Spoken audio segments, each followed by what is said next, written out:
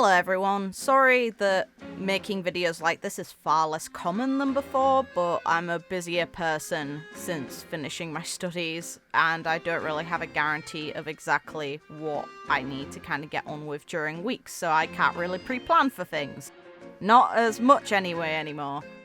But I wanted to make a video addressing some of the questions I've seen the community have over Fontaine's story and potentially information that could be relevant to the future of some of the characters, specifically Furina, because her future is probably the one we're all most interested in. The first question I saw was, why did Focalors involve Neuvillette, and why couldn't and why didn't Furina tell him the truth or involve him directly? So the first bit of information we need to consider is that Neuvillette did not meet Focalors' divinity or Focalors as a complete entity before the trial.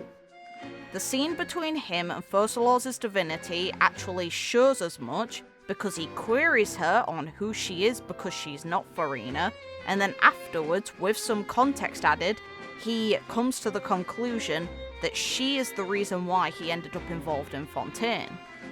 We also receive an extra piece of information that is not within the main story itself, that is found within his character's story 4, which details a letter that is only addressed to you specifically, that is likely from either Focalors as a complete entity before the split, or from Focalors' divinity after the split, while planning for all this.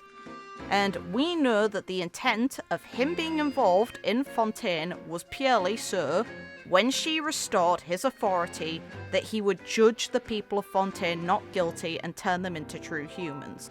Clearly, Focalors the god predicted that she could manage to convince him to do this. And she was right. Meanwhile, did Furina know about this? No.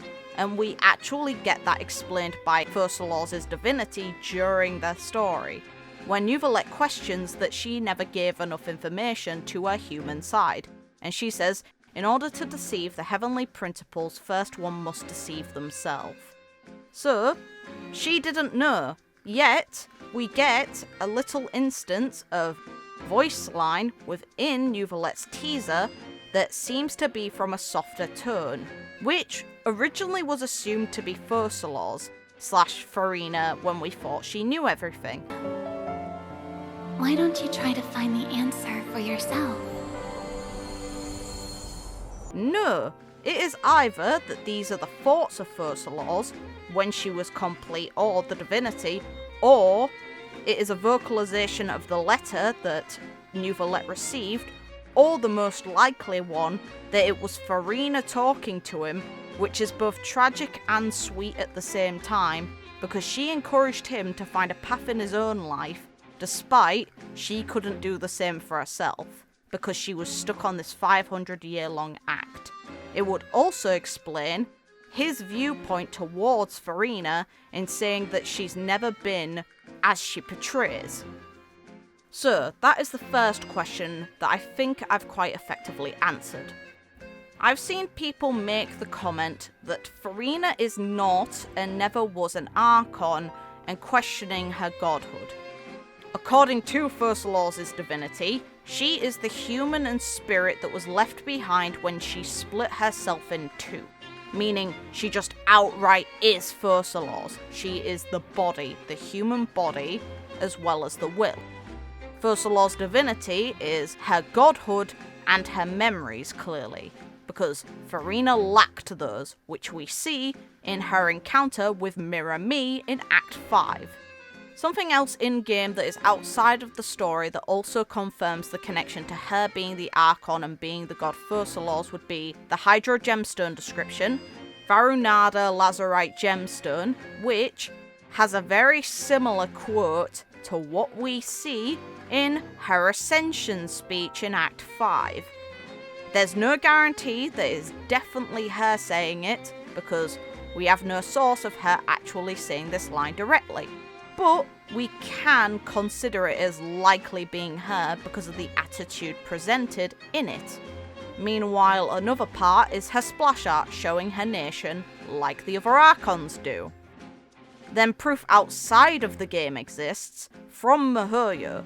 So we have multiple posts on Hoyo Lab that are from accounts that belong to the actual company that refer to Furina as being included among the other Archons. So she is not just some mere human, and she's not considered as such by the devs. And then on top of that, there is interesting additional information that I think is kind of neat to consider, that despite she is the human side of Focalors and her body is meant to just be a normal Fontainian, there seems to be implications that she cannot drown, or could not drown, prior to achieving a vision, while we knew that she had no power of a Hydra. And this is present in her profile character story, because all of the ones before character story 5 take place before the masquerade of the guilty, canonically in the timeline. And one of them, which is story 2, implies that she liked creatures and she would swim around and interact with the wildlife and get chased around underwater because they did not like her attitude. So she was able to just swim casually, despite we know that Fontainians need diving gear because they can in fact drown. This did not seem to be an issue for her. And we know that they can drown and that there's issues relating to underwater maneuvering for the Fontainians because of daily commissions. I am sure at least once that every single one of you out there has gotten the one where we have to fetch things from underwater because a diver's diving gear does not work. Another thing I want to think about now is what comes next for Furina. Because now that Focalors' divinity is gone, she can actually age, and that means she will eventually die if nothing changes. And it's awful and sad, and I don't think that should be the way it goes, but unfortunately I think it's the direction that Mihoyo might actually go with this. And the reason why I don't think it should go that way is because you need to think about the fact that if she lives a normal human lifespan, depending on what that is in Teyvat, because they don't have our level of technology, but they also have ways to heal without it. So let's say on average they live 70 to 90 years. Her body is physically at absolute minimum 15. I'd assume she's meant to be physically older. So she has potentially around 70 years more alive. Do you think 70 years is long enough to deal with the trauma she has faced for 500 years? Do you think she'll get the best quality of life within that time? I would argue not. I would say that trauma like that sticks with you normally until your dying days. There's a lot of case examples of people never truly fully letting go of the things they go through, even with therapy. So it's just really tragic. And then if a tragedy befell Fontaine in the future, do you think Furina would sacrifice more to try and protect the nation and the people? I think she absolutely would. She is presently in the same position that Focalors originally was in back when Egeria turned her into a human. She is in a position where she can ascend. She can never become the Hydra Archon again because the seat no longer exists. We know it was destroyed because of the fact that Neuvillette has his authority over the Primordial Sea back. But that doesn't mean she can't become a god. And I think that is the best conclusion for Furina's eventual story after she finds her sense of purpose and what she wants to live for. We know from her character story 1 that she wants to understand the people better than she could from sitting on a gilded throne watching the trials go on. And this is her form of justice. So I'd like to think that if a calamity came about that is quite likely possible once we've been through all the other nations, that Furina would likely ascend to protect her people. So outside of this, some neat little things I just wanted to point out. Furina's design has always alluded to the origins of the Fontainian people. The glowing ribbon on the back is a reference to how the Fontainians come from Oceanids. If you look at the colour and the texturing, it is very similar to the body parts of the Oceanids. If you pay attention to the frill on her coattails, it shows scaling, implying an underwater entity. And her combat style also alludes to their origins prior to encountering the story, because of the way that Oceanids fight, based on how we've interacted with them in-game. They summon familiars that take the form of the local wildlife, and what does Furina do with her skill? And then something very neat that I actually really appreciate is her Pneuma form specifically.